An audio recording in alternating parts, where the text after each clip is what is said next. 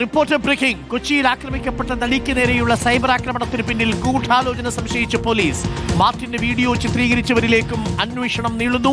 Video പ്രചരിപ്പിച്ച് അതിജീവിതയെ അപമാനിച്ചവരുടെ സാമ്പത്തിക ഇടപാടുകളും പരിശോധിക്കും. അതിജീവിതയ്ക്കെതിരായ കുറിപ്പുകളിലെ സാമ്യത കണക്കിലെടുത്ത് ഉറവിടവും പരിശോധിക്കും. കേസിൽ ശിക്ഷിക്കപ്പെട്ട മാർട്ടിനെതിരെ വീഡിയോ പോസ്റ്റ് ചെയ്തതിന് തൃശൂർ സൈബർ പോലീസ് ഇതിനകം കേസെടുത്തിട്ടുണ്ട്. ജാഗ്രതയിൽ മാർട്ടിന്റെ വീഡിയോ പങ്കുവയ്ക്കുന്നവർക്കെതിരെയും കേസ് വന്നേക്കും. റോഷിപാലുണ്ട്. Roshi, very good morning. Jaison ചമോളപ്പിലുണ്ട്. Very good morning Jaison. Roshi, പ്രധാനപ്പെട്ട വിവരം, ഈ മാർട്ടിന്റെ വീഡിയോ അത് വളരെ മോശം വീഡിയോ ആണ്. മാത്രമല്ല അതിജീവിതയുടെ സ്വകാര്യതയെ ലംഘിച്ചുകൊണ്ടും അതിജീവിതയെക്കുറിച്ച് വളരെ മോശമായ രീതിയിൽ കോടതിയുടെ വിധിക്ക് ശേഷവും ആ കേസിൽ ശിക്ഷിക്കപ്പെട്ട പ്രതി നടത്തിയിരിക്കുന്നതാണ്. അത് ചിത്രീകരിച്ചവരുമുണ്ട്. നമുക്ക് കാണാം, അത് വളരെ പ്രൊഫഷണലായിട്ടാണ് അത് ചിത്രീകരിച്ചിരിക്കുന്നത്. അപ്പോൾ അത് ആര് ചിത്രീകരിച്ചു അവർക്കെതിരെയും അന്വേഷണം വന്നേക്കും. ഇതിനു പിന്നിൽ ദിലീപ് അനുകൂലികളുടെ ഒരു വിഭാഗത്തിന്റെ ഗൂഢാലോചനയുണ്ട് എന്ന് പോലീസ് സംശയിക്കുന്നുണ്ടോ റോഷി? അരുൺകുമാർ, നടി ആക്രമിക്കപ്പെട്ട കേസിലെ രണ്ടാം പ്രതിയായ മാർട്ടിന്റെ വീഡിയോ അത് ഈ കോടതി വിധിക്ക് ശേഷം വ്യാപകമായി പ്രചരിക്കുന്ന സാഹചര്യത്തിലാണ് ഇന്നലെ കഴിഞ്ഞ ദിവസം അതിജീവിതയുടെ സഹോദരൻ പരാതി നൽകിയതിനു ശേഷം പോലീസ് നടത്തിയ പരിശോധനയിലാണ് ഗൂഢാലോചന സംശയിക്കുന്ന ചില തെളിവുകൾ ലഭിച്ചത്.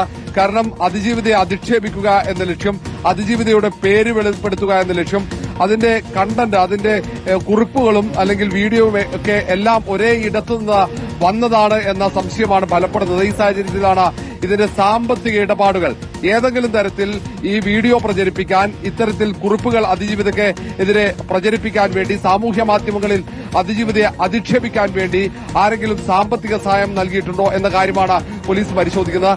ഈ സാഹചര്യത്തിലാണ് ഇത് പങ്കുവച്ചവർക്ക് അവരുടെ സാമ്പത്തിക ഇടപാടുകൾ വിശദമായി പരിശോധിക്കാൻ ഇപ്പോൾ പോലീസ് തയ്യാറെടുക്കുന്നത്. പോലീസിന്റെ പ്രത്യേക സംഘം അത് പരിശോധിക്കും.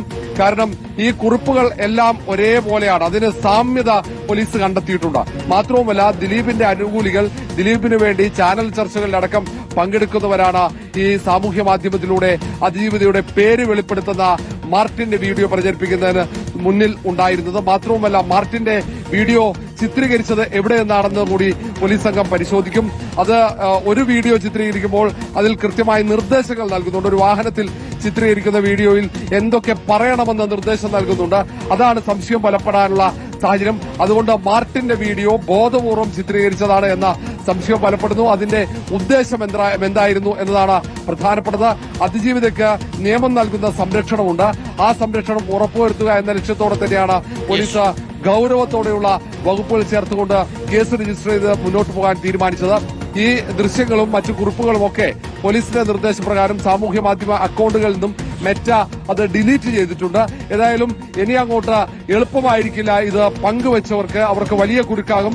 മാത്രവുമല്ല അതിന്റെ കമന്റ് എഴുതിയവരെ കൂടി കുരുക്കുന്ന രീതിയിലാണ് പോലീസിന്റെ അന്വേഷണം മുന്നോട്ട് പോകുന്നത്. തീർച്ചയായിട്ടും അതിജീവിത നേരിട്ട് മുഖ്യമന്ത്രിക്ക് കൊടുത്ത പരാതിയാണ്. ജെയ്സൺ ചാമോളപ്പിൽ കൂടി ചേരുന്നുണ്ട്. Jason, good morning. ജെയ്സൺ, തൃശ്ശൂരിലാണ് ഇപ്പോൾ സൈബർ പോലീസ് ഈ മാർട്ടിനെതിരെ കേസെടുത്തിരിക്കുന്നത്. ആ വീഡിയോ കണ്ടാൽ നമുക്കത് മനസ്സിലാവും. വളരെ പ്രൊഫഷണലായിട്ടാണ് ആ വീഡിയോ ചിത്രീകരിച്ചിരിക്കുന്നത്. ചില ആളുകളുടെ താല്പര്യം ഈ മാർട്ടിന്റെ വീഡിയോയിൽ നമുക്ക് കേൾക്കാൻ സാധിക്കുന്നുണ്ട്, ആ നിർദ്ദേശം കൊടുക്കുന്നതിനനുസരിച്ച്. അപ്പോൾ കേസ് എടുത്തിരിക്കുന്നു. ഉടൻ നടപടി ഉണ്ടാവും. ജയിലിലാണ് മാർട്ടിൻ കിടക്കുന്നത്. വലിയ ബുദ്ധിമുട്ടായി തീരും. മാത്രമല്ല അതിജീവിതയെ സമൂഹ മാധ്യമത്തിലൂടെ അധിക്ഷേപിച്ചു എന്നതടക്കമുള്ള വകുപ്പുകളാണ് ചേർത്തിരിക്കുന്നത്, അല്ലേ ജെയ്സൺ?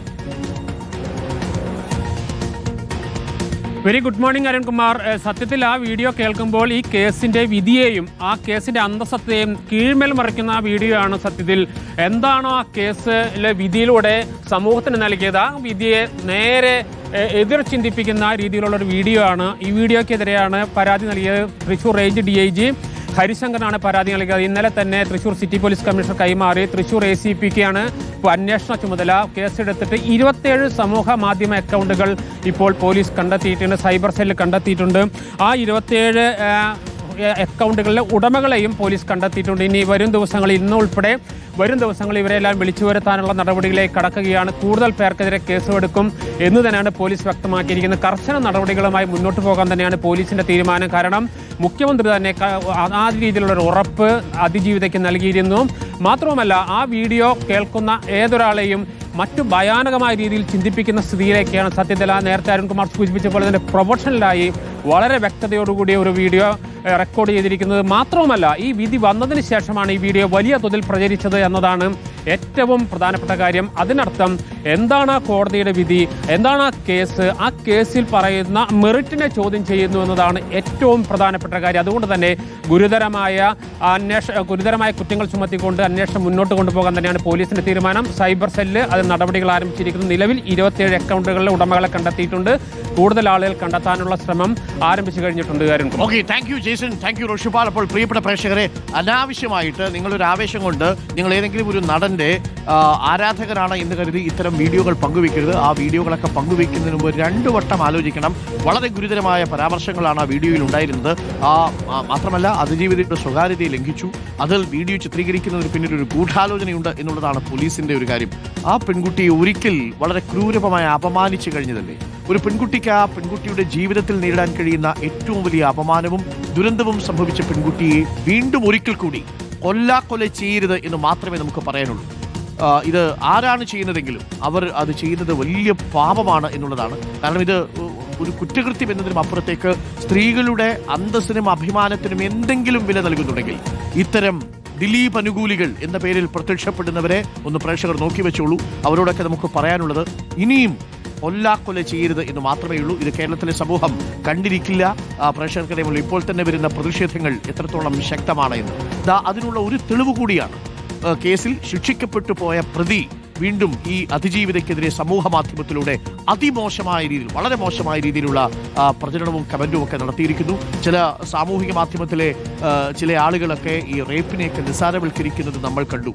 ഒരു കാരണവശാലും നമ്മുടെ മനസാക്ഷിക്ക് അംഗീകരിക്കാൻ പറ്റാത്ത ഒന്നാണ് ഇന്ന് സംഭവിച്ചത് ഈ പെൺകുട്ടിക്കാണ്. നാളെ നമ്മുടെ കുടുംബത്തിലുള്ള ഒരു പെൺകുട്ടിക്ക് സംഭവിക്കുമ്പോൾ മാത്രമേ നിങ്ങൾക്കത് മനസ്സിലാവൂ അതിന്റെ വേദന.